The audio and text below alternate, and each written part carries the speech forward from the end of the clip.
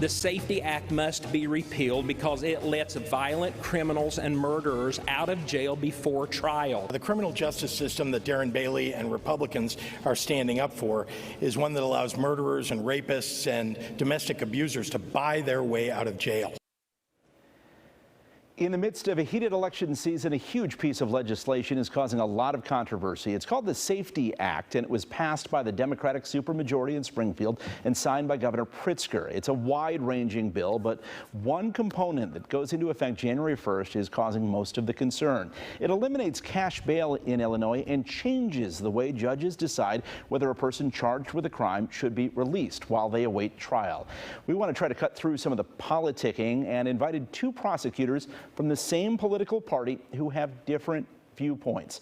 Joining us now are Lake County State's Attorney Eric Reinhart and Kane County State's Attorney Jamie Mosser. Jamie, let's start with you because you've raised a lot of concerns about the Safety Act and specifically what happens on January 1st. Your viewpoint is people could be let out of jail. That's true. And a lot of it is how people are interpreting the law right now. Is it something that is retroactive to the people who are in jail now until January 1st, or is it only prospective? And out of the 102 counties, everybody is deciding something differently, and that's concerning to me. I know in Lake County, Mr. Reinhart is believing this is retrospective. In Kane County, we think that this is prospective.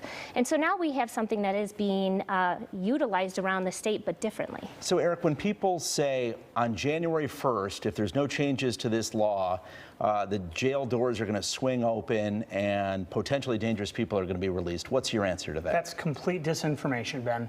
That is a complete lie. That is put out by one political party to try to affect this election. This bill was signed in January of 2021, and it puts victims first.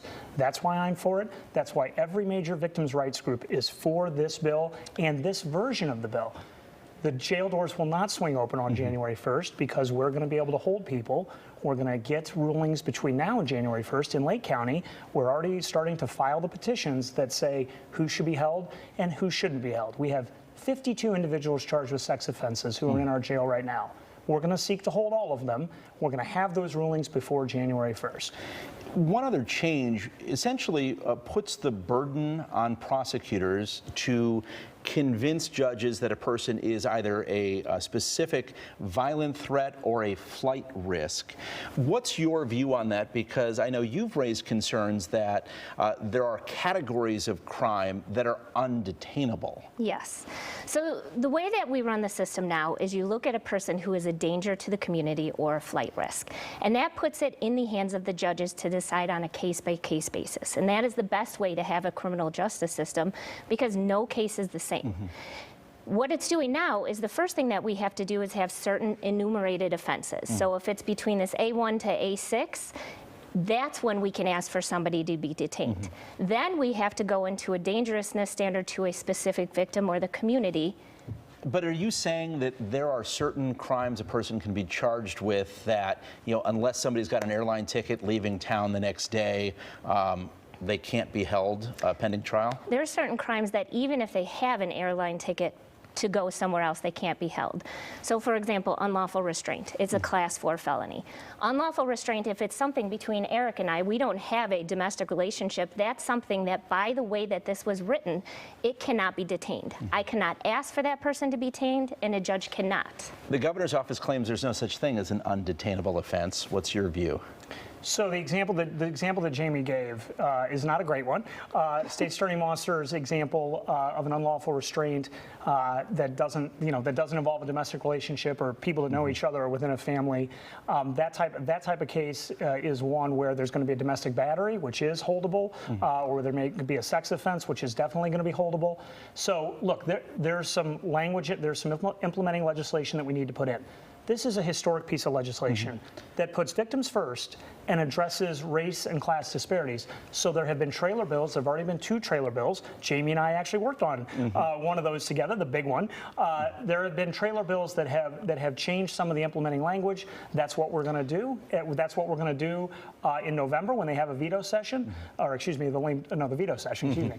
When they have the veto session, they don't happen to have sessions in the fall because it's the election. So What we need to do is make sure we are keeping people Give me the safe. specific changes. Governor Pritzker has refused to outline them, but what needs to change, do you think, in this bill? I mean, do we need to be clearer that, Yes. hey, bottom line, judges, if you think somebody is an actual threat, you can hold them regardless of their crime? Would that make you happy, Jamie? It would. I mean, going back to his example, what State's Attorney Reinhardt did is he took my factual situation and he made it his. What happens in an unlawful restraint when there is no domestic violence and there is no sexual assault? What happens when a person just locks a person in the room? That is a crime that cannot be detained. Now, I can tell you, because myself, State's Attorney Berlin in DuPage County and State's Attorney Reitz in Champaign County, and law enforcement are currently at the table with the advocates of the bill, and we're working on changes, such as the one that I just mentioned, to make sure that we eliminate cash bail, which is important. Cash bail is antiquated. It doesn't work anymore. We do need to keep violent offenders in jail, and those who are not violent, we can release them with conditions. Ben, can I jump Yeah. in? State's Attorney Mosser and I are new state's attorneys. The State's Attorneys Association has never advocated ending cash bail until the legislature and the governor pushed it through. State's Attorney Mosser is 100% correct. Ending cash bail is going to make everyone safer, and it's the legislature and the governor. It's the legislature and the governor that push for that. Both of us are talking with legislatures. Both of us are talking with law enforcement. I've been working with my Lake County chiefs to fix a problem regarding trespassing. There are going to be small changes, but here's the problem. This disinformation campaign is saying exactly what you said, Ben, which is that rapists and killers are going to be let out. That's a lie, that's wrong, and it re-traumatizes victims. And it's upsetting because victims groups actually support this bill. And I'm not going to ask Jamie this question because she just said she was against using cash for bail. Me too. What I've never heard the critics answer is, why is every major Illinois victims group for this bill? It doesn't seem like the debate has been over whether or not to end cash bail. New Jersey's already done it under a Republican Governor, Chris Christie. I think the issue is, do judges have enough power to keep potentially violent And people no. locked up? The answer is right But now will they do they, not. based on your negotiations, the changes that are going to Yes. happen in November? Yes, Yes. will Okay. they, based on the changes that we're proposing, they Alrighty. would. Yes. I appreciate you Yes. both. Kane County State's Attorney Jamie Mosser and Eric Reinhardt from Lake County. Thank you for coming in to kind of help us sort through what is a complicated issue.